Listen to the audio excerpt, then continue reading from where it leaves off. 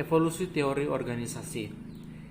Evolusi merupakan perubahan dalam perkembangan organisasi dengan memberikan inovasi baru dalam membentuk keunggulan-keunggulan dan keunikan, cara perkembangan awal sampai perkembangan yang paling mutakhir dalam teori organisasi. Evolusi atau perkembangan teori organisasi memunculkan berbagai macam pendekatan-pendekatan yang masing-masing dipengaruhi oleh cara yang digunakan untuk meninjau masalah organisasi. Keseluruhan pendekatan ini bisa dikelompokkan menjadi 3 aliran utama, yaitu pendekatan teori klasik, pendekatan teori neoklasik, dan pendekatan modern.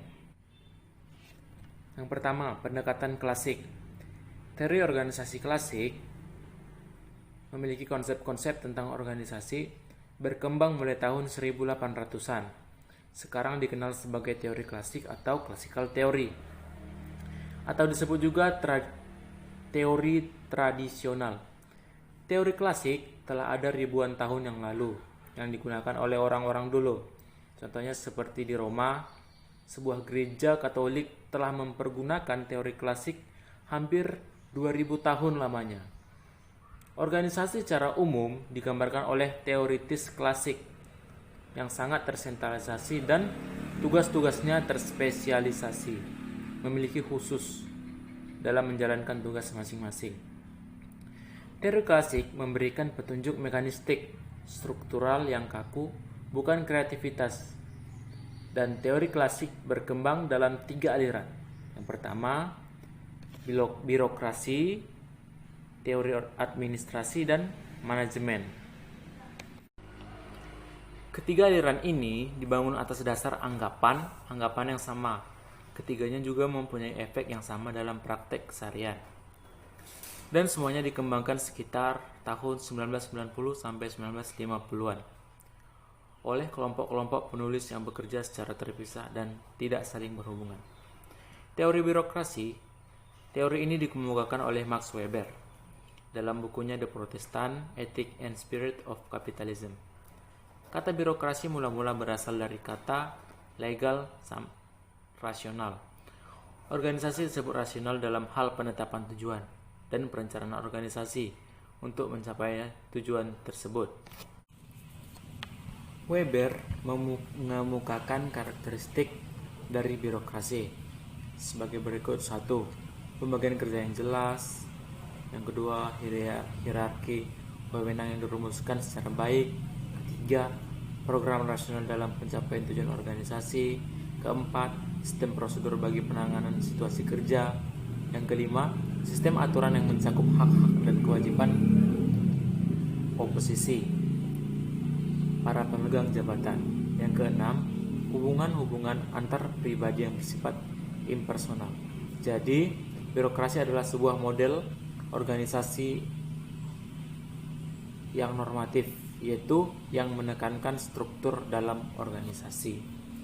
Jadi, sistem birokrasi ini intinya adalah menekankan struktur di dalam organisasi. Yang kedua adalah teori administrasi. Teori administrasi adalah bagian kedua dari teori organisasi klasik. Teori administrasi berkembang sejak tahun 1990. Teori ini sebagian besar dikembangkan atas dasar sumbangan Henry Fayol dan Liliane Urwig dari Eropa, serta Mahoney dan Rayleigh di Amerika. Fayol mengatakan bahwa semua kegiatan industrial dapat menjadi 6 kelompok. Yang pertama, kegiatan teknikal, yaitu produksi dan adaptasi. Yang kedua, kegiatan komersial, yaitu pembelian dan pertukaran. Yang ketiga, kegiatan finansial, pencarian suatu penggunaan optimum dari modal.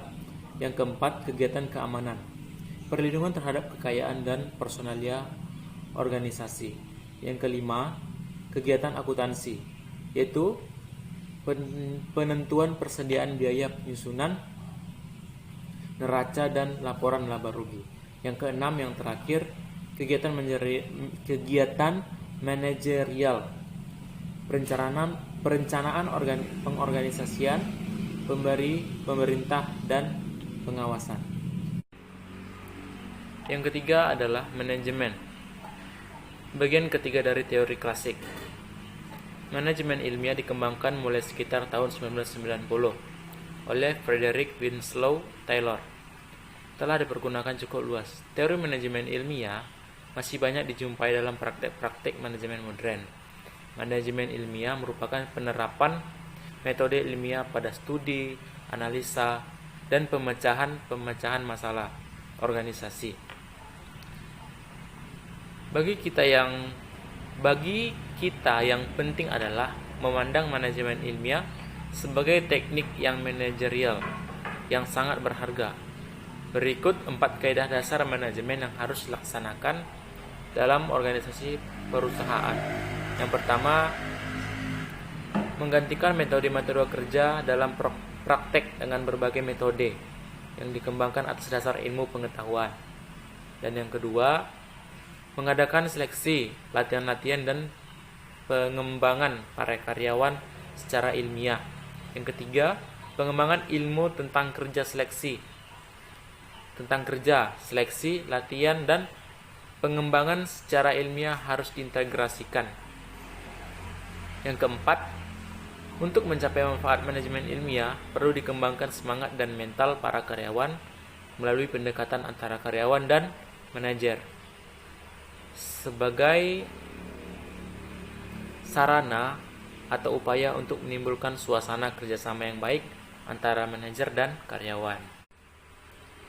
Teori neoklasik.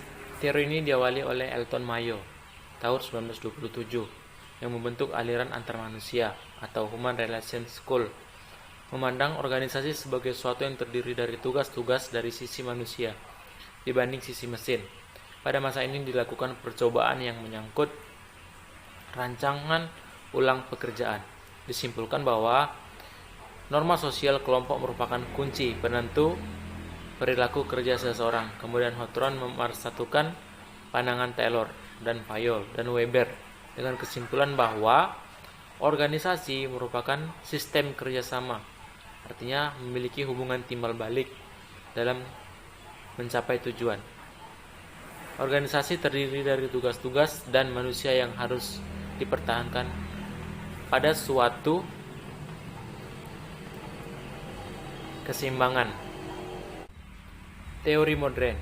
Teori modern ditandai dengan lahirnya gerakan kontingensi yang dipelopori oleh Herbert Simon yang menyatakan bahwa teori organisasi perlu melebihi prinsip-prinsip yang dangkal dan yang menyatakan bahwa teori organisasi harus disederhanakan bagi suatu kajian mengenai kondisi yang di bawahnya dapat diterapkan prinsip yang saling bersaing. Kemudian Katz dan Robert Kahn dalam bukunya Social Psychology of Organization mengenalkan perspektif organisasi sebagai suatu sistem yang terbuka. Artinya buku tersebut mendeskripsikan keunggulan-keunggulan perspektif sistem terbuka, yaitu yang bertujuan untuk menelaah hubungan yang penting dari sebuah organisasi.